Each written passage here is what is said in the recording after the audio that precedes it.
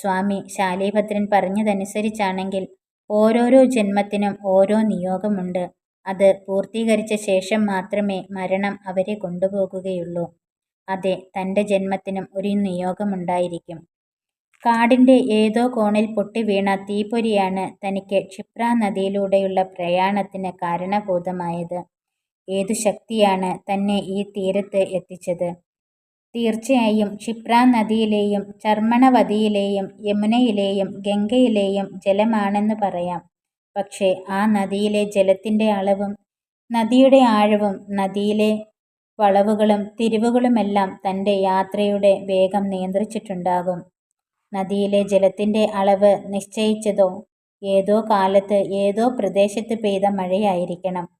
നദിക്ക് കുറച്ചുകൂടി വേഗമുണ്ടായിരുന്നെങ്കിൽ താൻ ഒരുപക്ഷെ മറ്റേതെങ്കിലും കടവിലാകും അടുക്കുമായിരുന്നത്. എങ്കിൽ തൻ്റെ ജീവിതം ഇങ്ങനെയാകുമായിരുന്നില്ല. പക്ഷേ അങ്ങനെയാവാൻ പറ്റില്ലല്ലോ. തൻ്റെ വിധി ഇവിടെ എത്തിച്ചേരാനല്ലേ. താൻ ശിവസോമൻ എന്ന പൂജാരിയുടെ കുടുംബത്തിന് ഇപ്പോൾ ആശ്രയമാണ്. അവൻ്റെ വിധി വളരെ കുറഞ്ഞൊരു കാലത്തേക്ക് മാത്രം അച്ഛനമ്മമാരുടെ കൂടെ കഴിയാനായിരുന്നു. പക്ഷേ പ്രകൃതി ആ കുറവ് നികത്താനായി എന്നെ ഇവിടേക്ക് എത്തിച്ചു.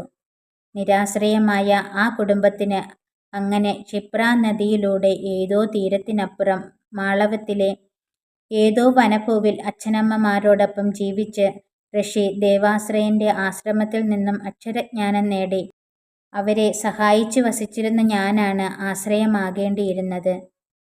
തൻ്റെ നിരാശ്രയത്വവും നിസ്സഹായതയും ഈ കുടുംബത്തിന് ആശ്രയവും സഹായവുമായി ഭവിച്ചു. പക്ഷേ ചില നിമിഷങ്ങളിൽ ശംഭുവിന് മനസ്സ് ചഞ്ചലമായി. ഇവിടെ ഈ ഗ്രാമത്തിൽ ആടിനെ മേച്ചു നടക്കലാണോ തൻ്റെ നിയോഗം? ഗുരു ശാലീഭദ്രനിലൂടെ അറിവിൻ്റെ വാതായനങ്ങൾ തുറക്കാൻ കാളി മാതാവ് സഹായിക്കുന്നുണ്ട്. ഇടയ്ക്കിടയ്ക്ക് വന്നു പോകുന്ന യാത്രക്കാർ ക്ഷേത്രത്തിലെ സത്രത്തിൽ വിശ്രമിക്കുമ്പോൾ അവരിൽ നിന്നും കൂടുതൽ കൂടുതൽ കാര്യങ്ങൾ അറിയാൻ കഴിയുന്നുണ്ട്. ആ അറിവ് തന്നെ ഇവിടെ നിന്നും പോകാൻ പ്രേരിപ്പിക്കുന്നു. മഹാനഗരങ്ങൾ, വനാശ്രമങ്ങൾ, ഗിരിശൃംഗങ്ങൾ, മഹാനദികളും സമുദ്രതീരങ്ങളും തുറമുഖങ്ങൾ, വിവിധ ജീവിത രീതികൾ, ഏതെല്ലാം ദേശങ്ങൾ, ഏതെല്ലാം കാഴ്ചകൾ, അറിവുകൾ, അനന്തമായ നിധി ഈ ലോകം ഒരുക്കി വച്ചിരിക്കുകയാണ്. പല പല ദേശങ്ങളെക്കുറിച്ച് ഇവിടെ വരുന്ന യാത്രക്കാർക്കറിയാം. കൗശാംബിയെക്കുറിച്ചും പ്രയാഗയെക്കുറിച്ചും പലരും പറയുന്നു. പ്രയാഗയിൽ നിന്നും കന്യാകുബ്ജത്തിലൂടെ ഹസ്തിനാപുരത്തെത്തുന്ന പാതയെക്കുറിച്ച് കേട്ടപ്പോൾ ശ്രദ്ധിച്ചു. ഹസ്തിനാപുരത്തെക്കുറിച്ച് മുമ്പും കേട്ടിരിക്കുന്നു. ഗുരു ദേവാശ്രയൻ അവിടെ വാണ കുരുവംശ രാജാക്കന്മാരുടെ കഥയും പാണ്ഡവ കൗരവ യുദ്ധത്തിൻ്റെ കഥയും പറഞ്ഞു തന്നിട്ടുണ്ട്. കുരുവംശ രാജധാനിയാണ് ഹസ്തിനപുരം. അവിടെ പോകണമെന്ന് മനസ്സിൽ ആഗ്രഹം തോന്നിയിരുന്നു. ഓരോരോ പ്രദേശത്തിൻ്റെയും വൈവിധ്യത്തെക്കുറിച്ച് പലരും പറഞ്ഞു കേട്ടപ്പോൾ മനസ്സിൽ ആകാംക്ഷയുടെ നുര പൊന്തി. അങ്ങകലെ വടക്കേ ദിക്കിൽ ഹിമം മൂടിയ മഹാപർവ്വതമുണ്ടത്രേ. ആദ്യമൊന്നും ജലം ഘനീഭവിച്ചിരിക്കുന്നതെങ്ങനെയെന്ന് മനസ്സിലാകുന്നുണ്ടായിരുന്നില്ല. ഒരിക്കൽ പേമാരിയോടൊപ്പം മഞ്ഞുകട്ടകൾ പൊഴിഞ്ഞത് പെറുക്കിക്കൊണ്ടുവന്ന് അച്ഛനാണ് ഇത് ഹിമമാണെന്ന് പറഞ്ഞു തന്നത്. അങ്ങനെയുള്ള മഞ്ഞുകട്ടകൾ മൂടിയ പർവ്വതത്തെക്കുറിച്ച് കേട്ടപ്പോൾ ശംഭുവിൻ്റെ മനസ്സിൽ ആകാംക്ഷ അടക്കാനാകാത്ത വിധം വളർന്നു. മധുരയിൽ നിന്നുള്ള മഹാപദം ചെന്നെത്തുന്നത് സിന്ധുവെന്ന മഹാനദിയുടെ തീരത്തുള്ള പാടലമെന്ന സ്ഥലത്താണെന്നും ആ പാത പുല്ലുപോലും മുളയ്ക്കാത്ത മരുപ്രദേശത്തുകൂടി പോകുന്നുവെന്നാണ് കേട്ടത്. വ്യത്യസ്തങ്ങളായ ഭൂപ്രദേശങ്ങൾ. ഭൂമിയുടെ പ്രകൃതിയിൽ ഇത്രത്തോളം വൈവിധ്യം എന്തുകൊണ്ടാണെന്ന് ശംഭുവിന് മനസ്സിലാകുന്നുണ്ടായിരുന്നില്ല. ഇവിടെ കാണപ്പെടുന്ന പല ചെടികളും മരങ്ങളും തൻ്റെ വീടിനടുത്തുണ്ടായിരുന്നില്ല. മണ്ണുപോലും ഇതുപോലെയല്ലായിരുന്നു. മലകൾക്ക് ഈ ഭംഗിയായിരുന്നില്ല.